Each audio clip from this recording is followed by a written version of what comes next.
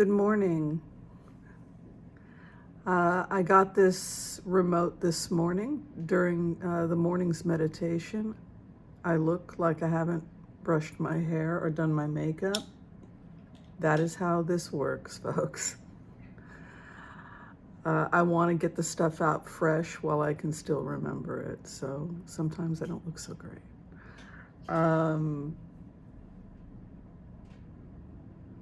The first thing is about Hollywood. No, actually, the first thing I want to get the remotes about the royal family in. People had asked me if I could tune into the royal family right now. King Charles III, his relationship with Kate Middleton. I felt as Kate Middleton like I would like a divorce.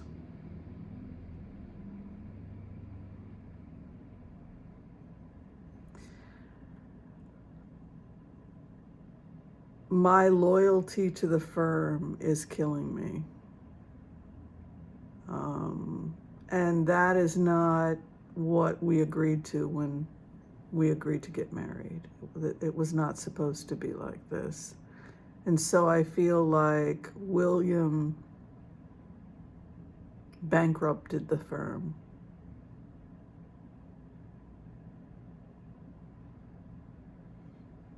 But personally, when I speak to King Charles III, I am at a point where I feel like I'm broken and I'm going to be put away.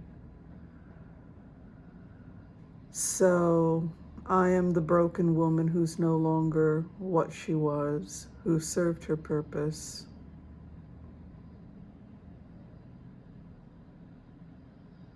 My health is not what it was, and now I'm going to be put away. So for that reason, I would like a divorce. Because it doesn't matter anymore. I've already served my purpose.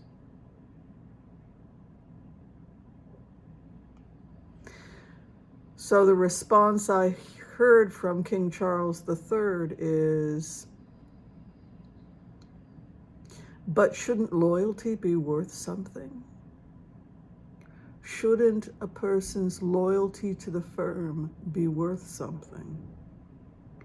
And that is what he will say to William. That this is an individual who has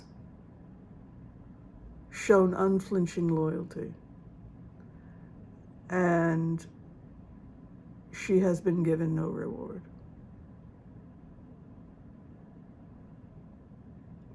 So in terms of salvaging the marriage, the burden is on William. And it starts that he has to stop the drinking. So part of what's happening is a type of intervention right now with the family. You either stop drinking and start focusing on this marriage, or Kate is to be granted a divorce.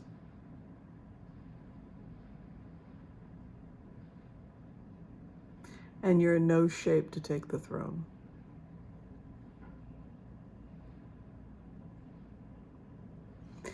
Regarding the relationship with Harry, I think it went a long way that he came to Britain, as far as the family is concerned, the firm is concerned, but they need to see more from their perspective.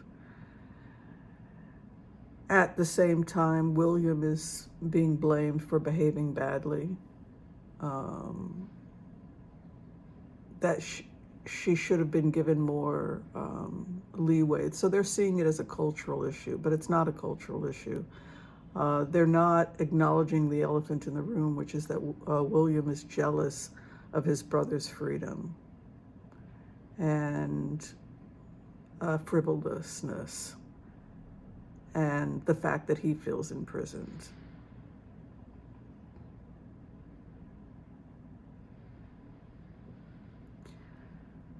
So it's not the main priority, but there is a feeling like they have to attempt to thaw the relationship with Harry.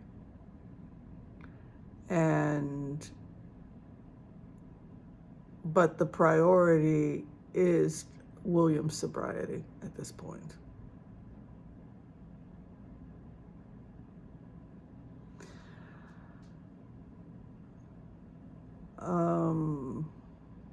The last remote I would give is Hollywood, is a follow-up on the future of Hollywood and the death of Hollywood.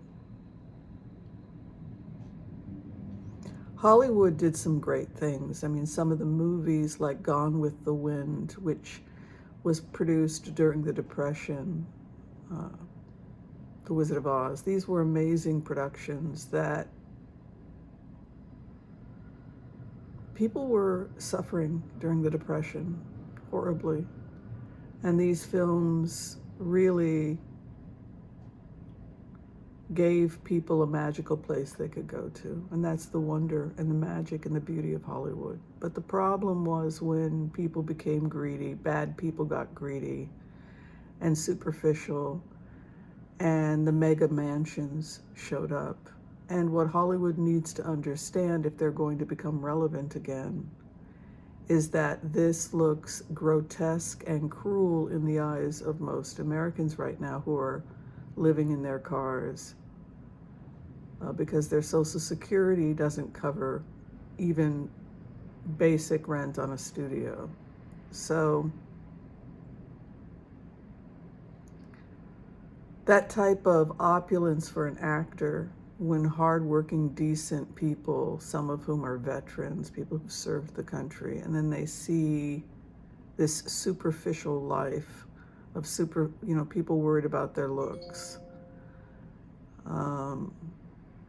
people focusing on being the best actor, while people who were working as teachers, the foundations of the basic needs, the basic services for the country, are now living in cars, disabled. So it seems inappropriate to many Americans, the mansions. It's a sense of shame and embarrassment that Americans feel, perhaps, when they see that. The opulence of the 80s and 90s seems grotesque and inappropriate. Hundreds and hundreds of mansions now sliding into the abyss as the storms come in. We'll lose hundreds and hundreds more by the end of the spring. Probably thousands more if you really want to know the truth. Was it worth it? Was it worth it? It's like the great Gatsby, who believed in the green light, right, in the midst of all this corruption. He believed that human beings were inherently good, that Daisy loved him, he believed in the magic. And for most actors and most people that love that world, that's true. But unfortunately, the bad people stole the party. And what will the future of the mega mansions be? I don't think people can or should live like that. I think, this is what Elon Musk said, and everybody hates him because he makes stupid tweets, right? But he wound up saying, I need 500 square feet. Boom. This is too much stuff and it's keeping me from my work. And it's another thing that I respect about him. So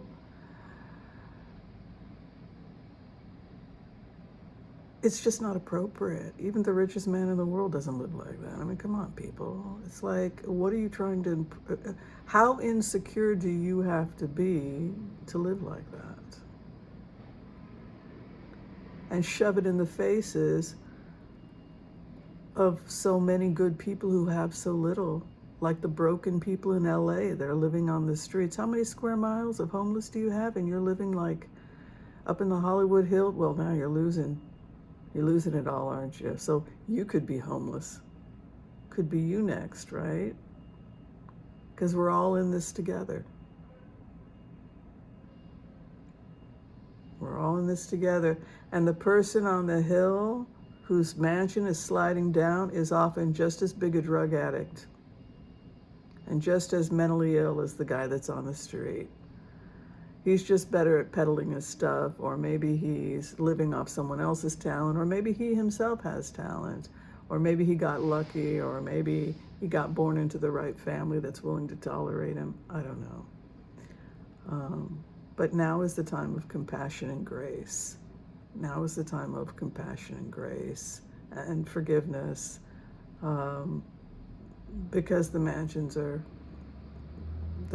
sliding down the hill. My advice is to construct eco-friendly housing, figure out how many square feet you need for you and your work.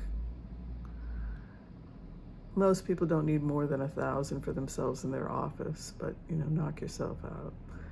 And that should be the new rebuild. And make it affordable for seniors, because you've got a lot of great actors out there that are seniors, that are good people, that could really use a place to live. All right, thank you so much. Be sure and share, like, and subscribe. And thank you so much for watching. Be kind to all so that all can be kind to you too. Bye-bye. We'll see you next time.